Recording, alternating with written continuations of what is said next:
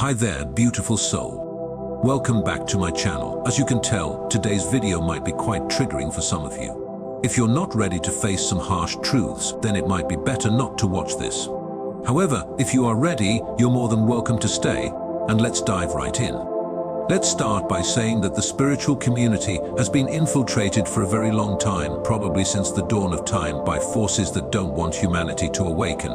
These forces don't want you to realize your true self and the immense, limitless power you possess as a human being. Because of this, you've been conditioned to place external beings or entities above you. You've been conditioned to worship and see as superior anything or anyone outside yourself. You've been programmed by religious systems to believe that you aren't powerful enough, wise enough, or holy enough, that you simply aren't enough. As a result, you believe you need external beings, supposedly superior, to guide you, heal you, tell you what to do, or even manifest things on your behalf. Essentially, you've been trained to hand over your power at every opportunity, convinced that these external entities are more knowledgeable and powerful than you, while you're just this small, powerless being, stuck in the physical realm, unable to express your true potential. You've been led to believe that you need external beings, your precious spirit guides, angels and archangels, to assist you, as if that's the only way you can access your full power, right? And because of this feeling of insignificance and weakness, dark entities exploit you. They frequently appear, much more often than you might think, masquerading as your angels, archangels, or spirit guides. That's how they deceive you. Let me tell you this, the more you believe you need external help because you think you lack the power or knowledge to do things on your own, the more you'll attract dark entities. Do you know why? Because you're resonating at a frequency of disempowerment, a frequency that says, I don't know who I am. I don't know how powerful I am. I need others to guide me, heal me, and tell me who I am because I'm not enough. That's the frequency of a victim, and it attracts predators, dark entities seeking to feed on beings like you who don't remember their true nature. So, how do you know if you're dealing with a dark being or a light being?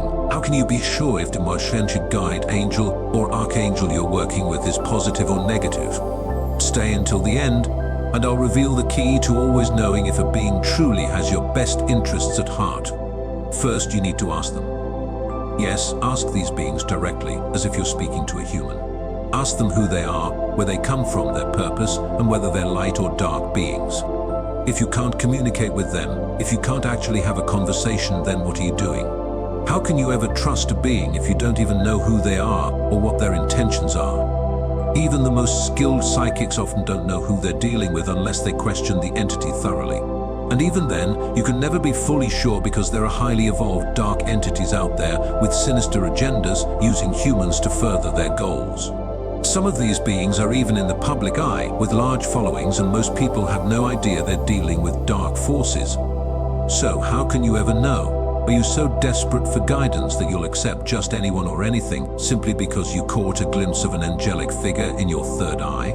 How do you know it's your spirit guide or guardian angel if you've never spoken to them? You might say, but I can feel it, it feels positive. No, you don't truly know. It doesn't matter what they say or how supportive they seem, as long as you're connecting externally, you will never be certain who you're dealing with. If you can't talk to them face to face, as if they were a regular person, how can you trust them? In most cases, you're likely dealing with an entity, something feeding off your energy and presenting itself a guardian or angel. You'd be shocked by how many clients come to me, believing they're in contact with a benevolent being, only to discover through our work together that they had been interacting with a dark entity feeding off their energy all along. So if you believe you're in touch with a spirit guide or angel, don't be afraid to ask them questions. And if you can't communicate clearly with them, don't accept them near you. Don't just allow them in your energy field because you saw a fleeting image of an angelic figure. Don't accept their presence just because they look or feel positive. And if this being speaks to you, whispering commands in your ear, telling you what to do, I can assure you it's a parasitic entity. Why? Because a higher frequency being, a true angelic entity, would never interfere so directly in your life. They wouldn't tell you what to do or how to think, because that would take away your power, the very power they know resides within you. Dark beings, however, always interfere in a direct way, telling you what to do, because they want you to believe you need them. If you've seen this guide or angelic being in your dreams and believe it's positive simply because it's shown up repeatedly, think again. Dark entities often manipulate dreams, pushing you into negative situations only to appear as saviors. They orchestrate these dreams to make you believe they're helping, so you'll invite them into your energy field. This is more common than you might imagine. And never trust a being just because they show up in your dreams. Unless you've asked them specific, detailed questions, you don't truly know who they are. Dark beings will go to great lengths to convince you they're positive, so you need to be discerning and ask a lot of questions. But even then, I wouldn't trust them unless one specific thing is present, which I'm about to share. So, how do you ensure you're dealing with a positive being, a being of light? The answer is simple: go within. If you want to be 100% certain that the being you're in contact with is truly positive, never connect externally.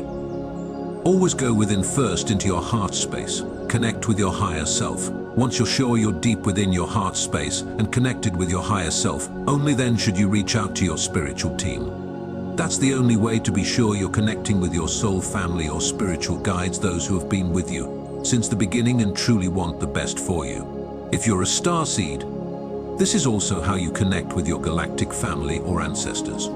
And for those of you wondering about channeling higher dimensional beings, never channel entities that are external to you. Always connect with your higher self first and only work with your own spiritual team.